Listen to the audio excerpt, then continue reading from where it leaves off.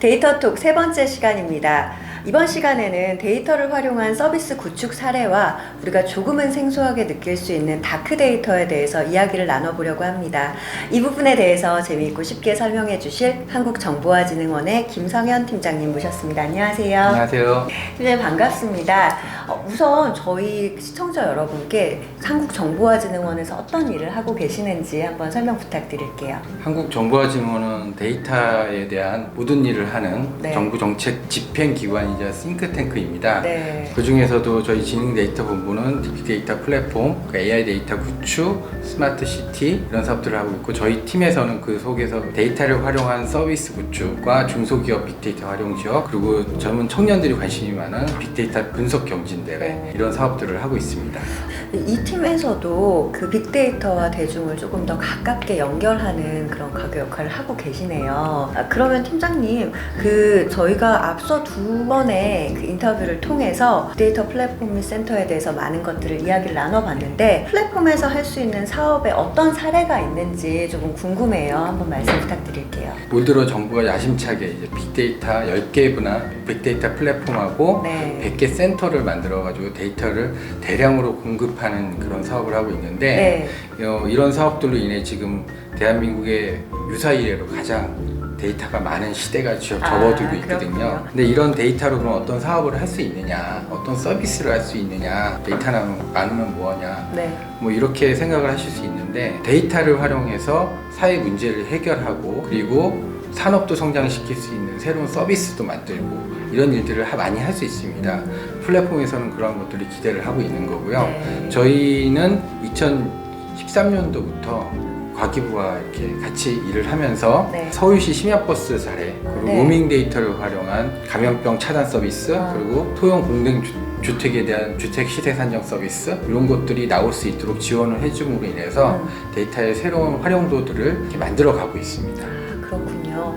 세 가지 사례들을 말씀해 주셨어요. 심야버스 사례도 해주셨고, 또 질병 예측 부분도 말씀해 주셨고, 부동산 관련 얘기도 네. 해주셨는데, 이렇게만 말씀해 주시면 저희가 살짝 궁금해져서 좀 자세하게 한번 말씀 부탁드려 볼게요. 2013년도, 12년도쯤에 이제 네. 빅데이터라는 말들이 나오기 시작을 했거든요. 네. 그래서 저희 원에서 먼저 이런 데이터를 가지고 어떤 일들을 할 수 있을까 굉장히 고민을 많이 하다가 선도 사업이라는 것들을 많이 했습니다. 선도 사업이라고 하면은 모델이 될 수 있는 사업들을 발굴을 해서 정부가 할 수 있는 자금을 지원을 해서 사업을 하는 건데, 그때 이제 한 게 서울시 심야버스 노선을 정할 때 통신 빅데이터를 한번 써보자라는 거였습니다. 그때 KT하고 서울시하고 사업만 하기로 해놓고서 구체적으로 뭘 할 건지 이런 생각들은 많이 없었다 그래요.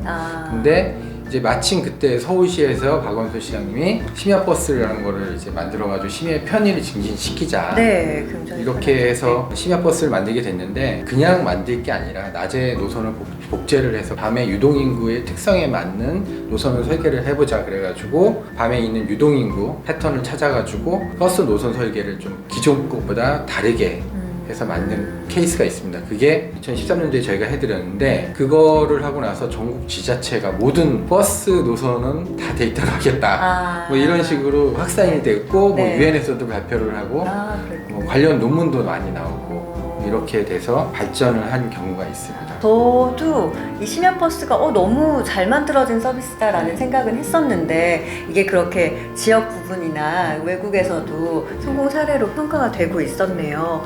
또 다른 사례 아까 말씀해 주셨는데, 또 다른 사례로는 이것도 통신 데이터를 활용한 건데, 여러분들 이제 외국에 갔다 오시면은 그 안드로이드 폰이나 이런 걸 키고 나면은 나라 통신사에 한 번은 로그인을 하게 된다 그럽니다.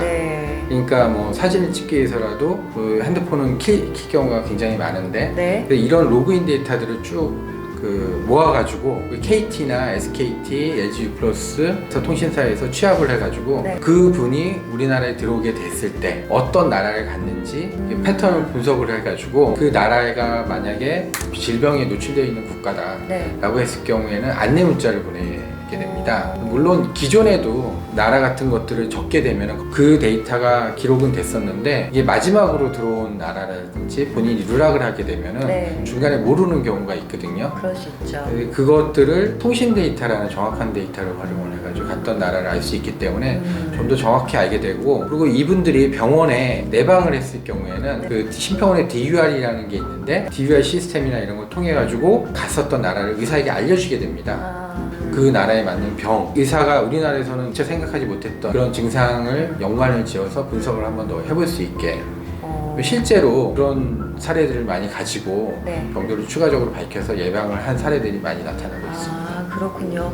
그냥 흔히 생각하기로는 출입국 기록만으로도 뭐 어디 갔다 왔는지 알 수 있지 않을까라고 생각을 했었는데, 생각해보면 그 전에 다른 나라 여러 군데를 갔다 왔다면 나도 그거를 기억해서 누락하고 있을 수 있는 부분인데 네. 이걸 통신 데이터로 가져오면 정말 정확하고 누락이 될 수가 없겠네요. 예, 뭐 특히 뭐 무비자로 이렇게 해서 다닐 수 있는 유럽이나 이런 네. 경우에는 이런 서비스가 굉장히 유용하죠.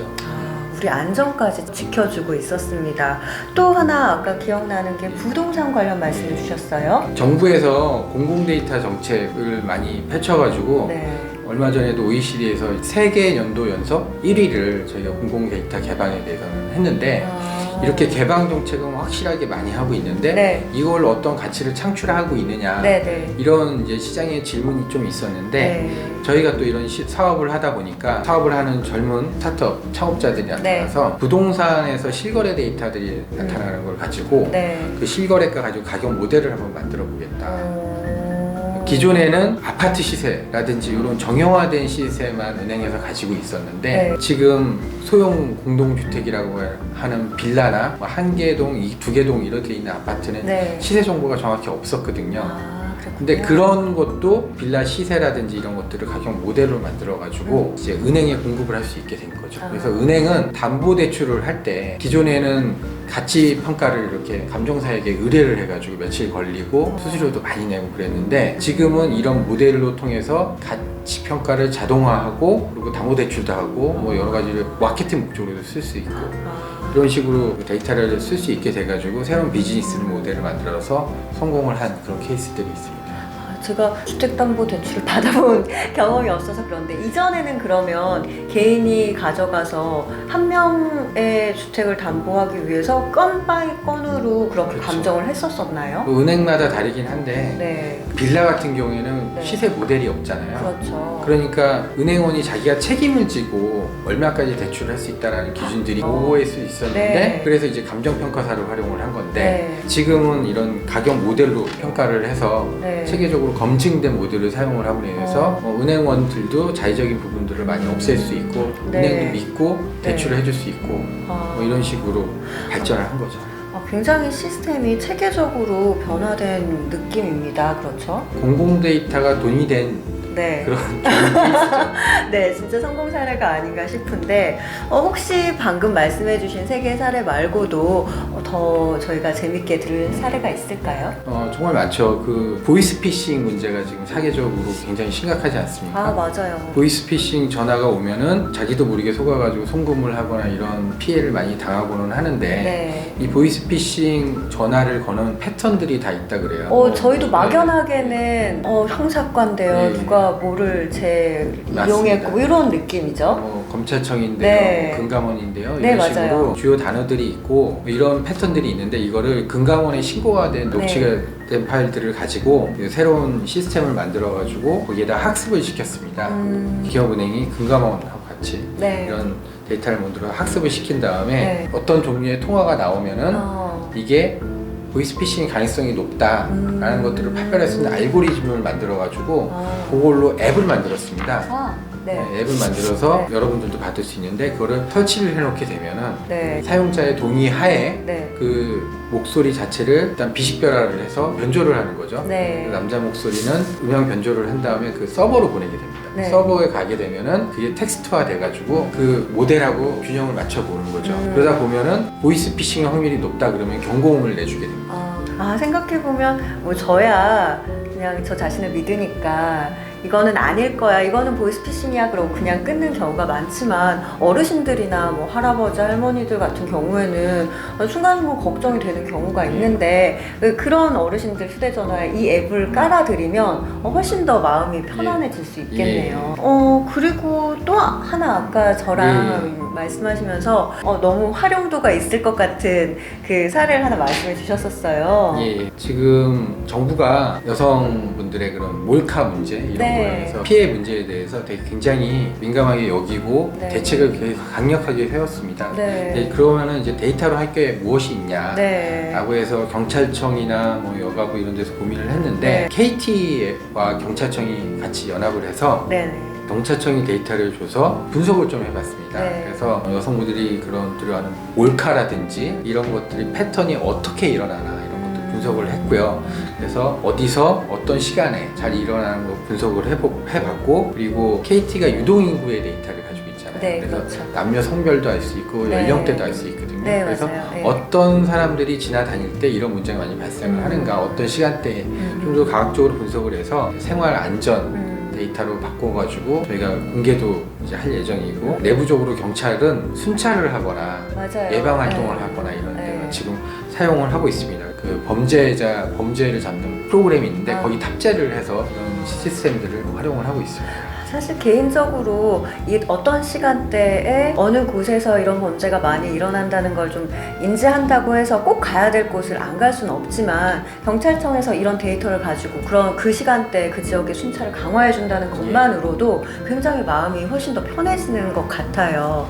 이런 식으로 이 보이스피싱도 피하고 몰카도 피하고 이런 빅데이터가 저희 생활의 안전성도 많이 높여주고 있었네요. 그렇죠? 예, 맞습니다.